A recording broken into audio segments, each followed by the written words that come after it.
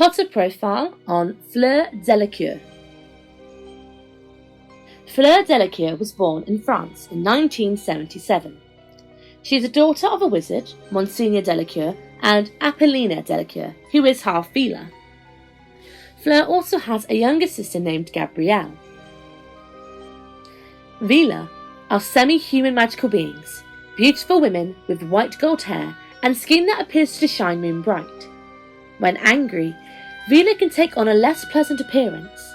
Their faces elongate into sharp, cruel-beaked bird heads, and long, scaly wings burst from their shoulders. In 1988, Fleur turned 11 and attended Beauxbaton's Academy of Magic.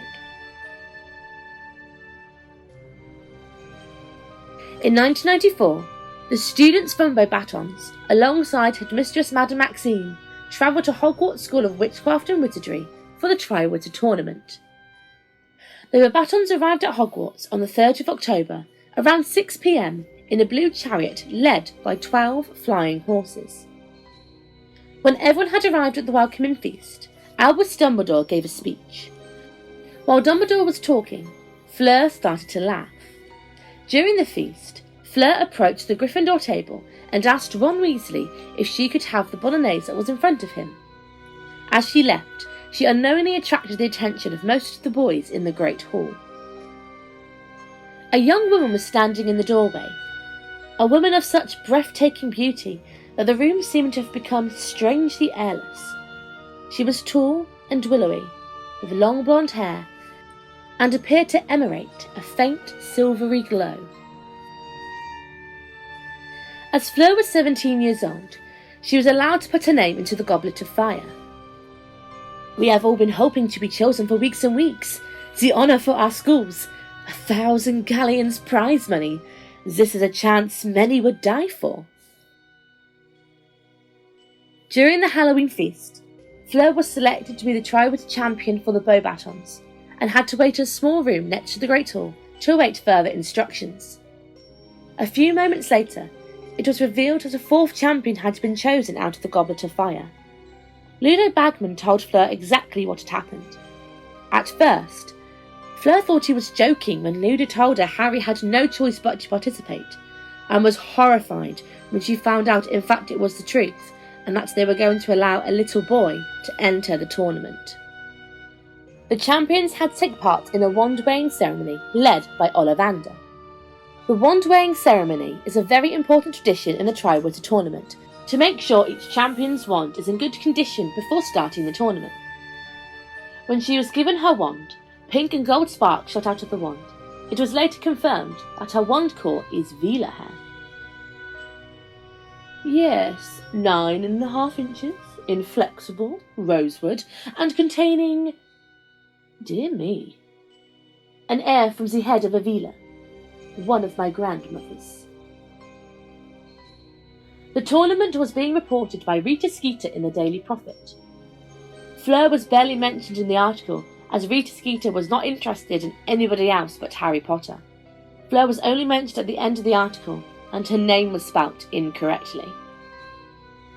Madame Maxine had pre-warned Fleur that the first task was going to involve dragons. The first task took place on the 24th of November, 1994. Each champion had to pick a dragon at random. Fleur's dragon was the Commonwealth Green, and was the second champion to face their dragon in the tournament. During the task, Fleur used a sleeping trance on the dragon. The spell worked, however Fleur did not anticipate that the dragon would snort fire, which consequently set her skirt on fire. Fleur quickly used her wand to extinguish the flames before retrieving the golden egg. As Christmas was fast approaching, so was the Yule Ball, a Triwizard tradition. Originally, Fleur wanted to attend the Yule Ball with Cedric Diggory, but he was already going to the ball with Cho Chang. One day, Ron Weasley spontaneously asked Fleur if she would go to the ball with him. After realising what he had done, he quickly ran away in shock before Fleur could even answer. In the end, Fleur went to the Yule Ball with Roger Davis, captain of the Ravenclaw Quidditch team. Roger was absolutely smitten by Fleur, and would let Fleur complain to him about Hogwarts and the problems with the British wizarding education system. Fleur and Roger opened the Yule Ball with the rest of the Triwizard champions and their partners with a dance. At the end of the night, Fleur and Roger headed into the gardens and went behind the rose bushes for quite some time. The second Triwizard task was on the 24th of February. Fleur had already solved the golden egg clue and knew she needed to breathe underwater for the second task, and chose to use the bubblehead charm. During the task, Fleur was attacked by Grindylows who lived in the Black Lake, and had no choice but to retreat. During this task, each champion had somebody special to them at the bottom of the lake. Even though they were completely safe, Fleur didn't know this at the time and started to panic as her little sister Gabrielle, as far as she knew, was stuck down there. Fleur became hysterical and tried to return to the water, but was restrained by Madame Maxime. The task ended when the final champion, Harry Potter, returned to the surface after not only saving his own hostage, Ron Weasley, but also saved Gabrielle. Fleur thanked Ron and Harry by kissing them on both cheeks. From then on, she saw Harry as a friend. When Fleur found out she was awarded 25 points for this task, she remarked she should have been given 0, as she didn't complete the task. Fleur was now in last place before starting the third and final task. On the 27th of May 1995, all champions gathered to view the entrance of the maze for the third task, which was based on the Hogwarts Quidditch pitch. Before the task started, Fleur's mother and sister came to see her and wished her luck before taking their seats in the stands. Fleur also saw Bill Weasley for the first time and was instantly attracted to him, but never spoke to him as Bill was there to support Harry. As Fleur was in last place, she was the last champion to enter the maze. However, unknown to everyone, the final task was rigged by Barty Crouch Jr., who was disguised as Alistair Moody via Apologies Potion, so Harry would win the tournament.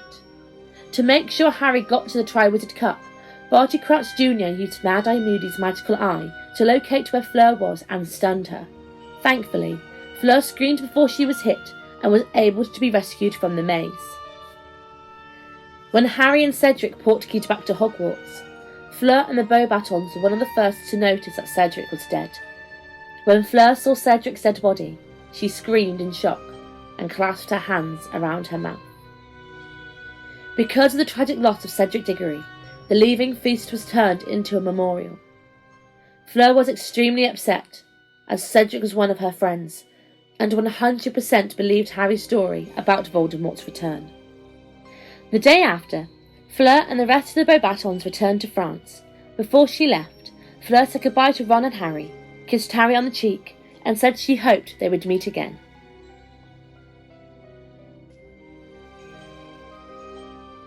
In the summer of 1995, Fleur got a part-time job at Gringotts to help improve her English. While at work, she officially met Bill Weasley, who had returned from Egypt as a cursebreaker and took on an office job instead so he could join the Order of the Phoenix. It didn't take long for the two of them to start dating. In 1996, a year after the two started dating, Bill proposed to Fleur, and of course she accepted. During that summer, Bill invited Fleur to stay with him at the Burrow to get to know his family better. When she arrived, she was thrilled to see Harry, especially when she found out Harry would also be spending the summer at the Burrow. Bill is very busy at the moment, working very hard. I can only work part-time at Gringotts for my English, so he brought me here for a few days to get to know his family properly. I was so pleased to hear you would be coming. There isn't much to do here, unless you like cooking and chickens. Fleur has quite a blunt nature and has a critical attitude. This sadly created a conflict between Fleur and Mrs. Weasley, who strongly believed Fleur was not the right fit for her eldest son. Ginny and Hermione also disliked Fleur. They disliked her so much that Ginny created a nickname for her. Although this nickname was never used in front of Fleur, both Ginny and Hermione would often refer to her as Phlegm behind closed doors.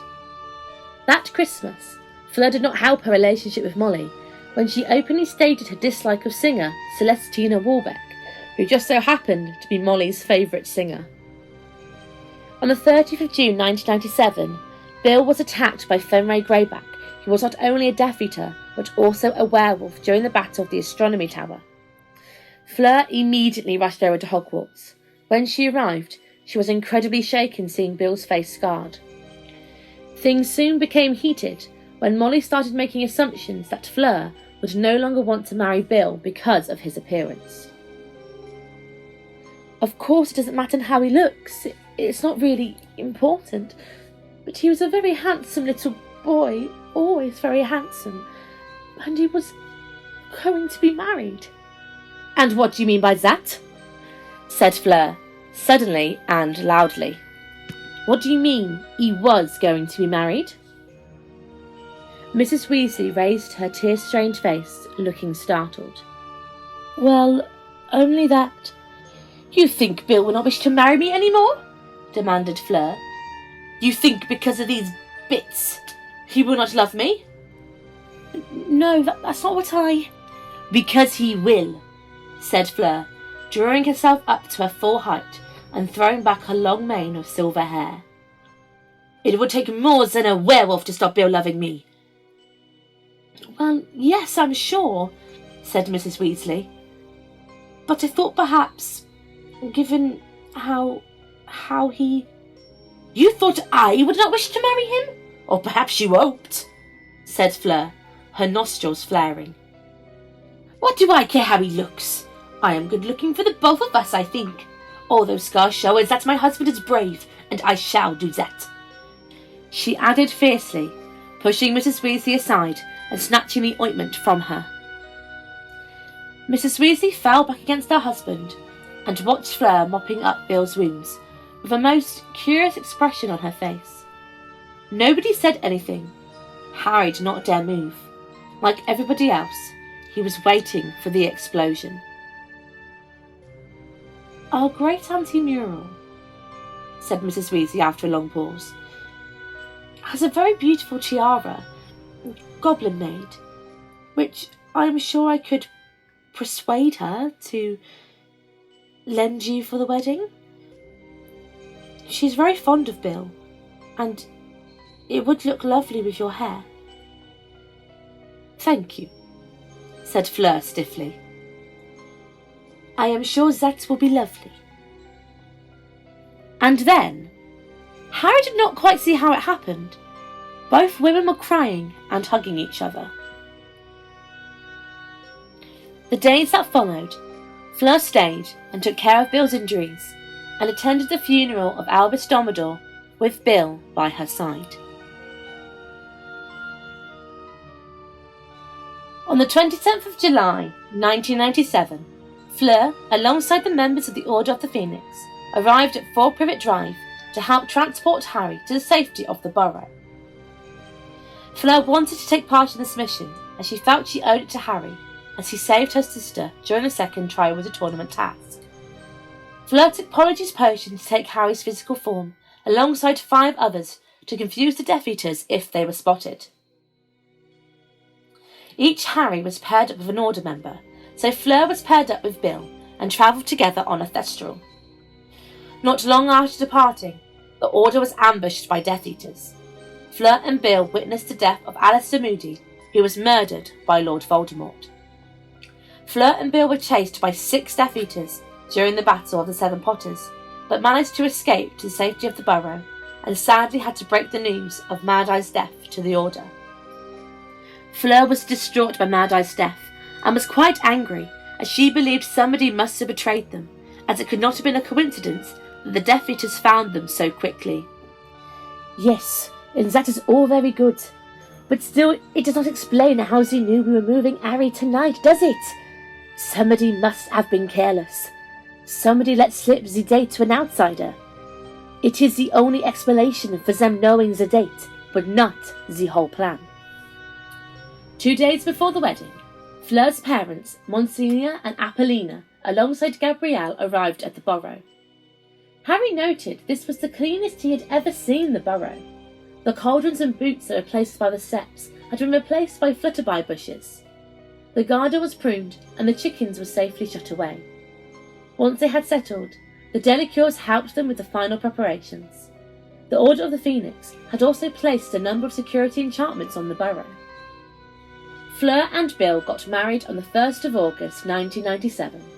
The wedding took place at the Burrow, in a white marquee tent, which revealed rows and rows of fragile golden chairs set on either side of a long purple carpet.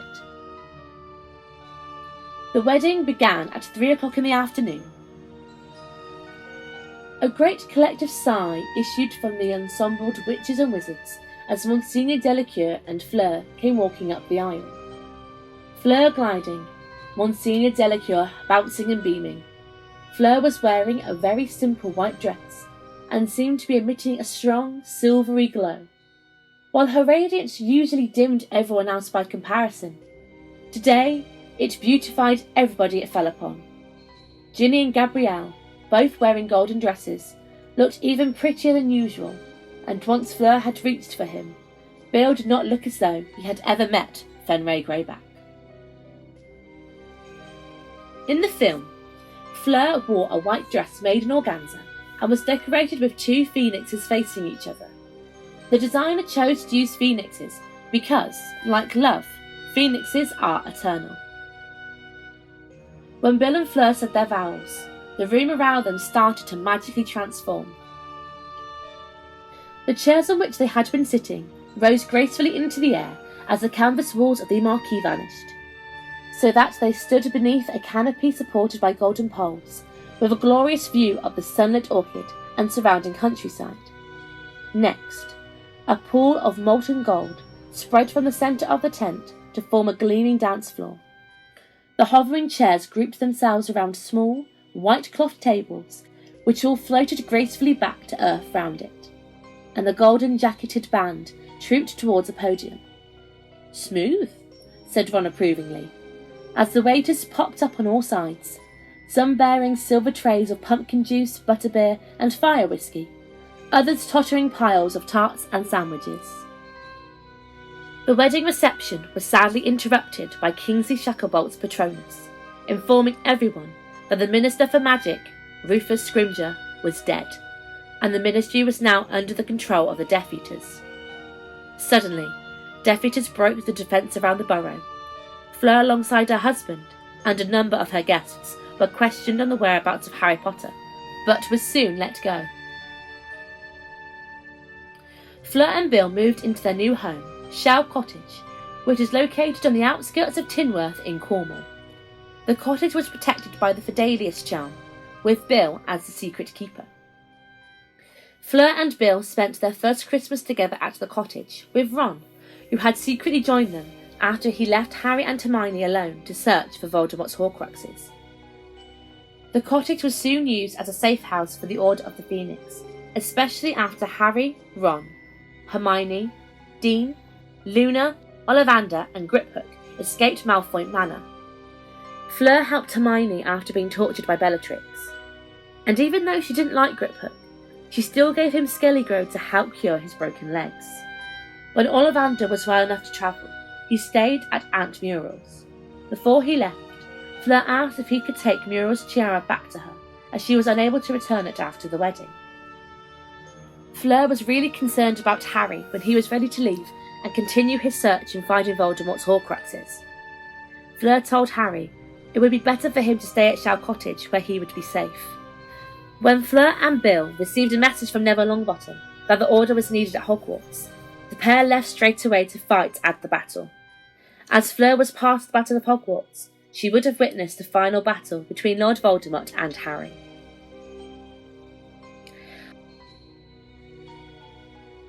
After the Second Wizarding War, Fleur and Bill had 3 children, Victoire, Dominique and Louis Weasley, and raised them at Shell Cottage.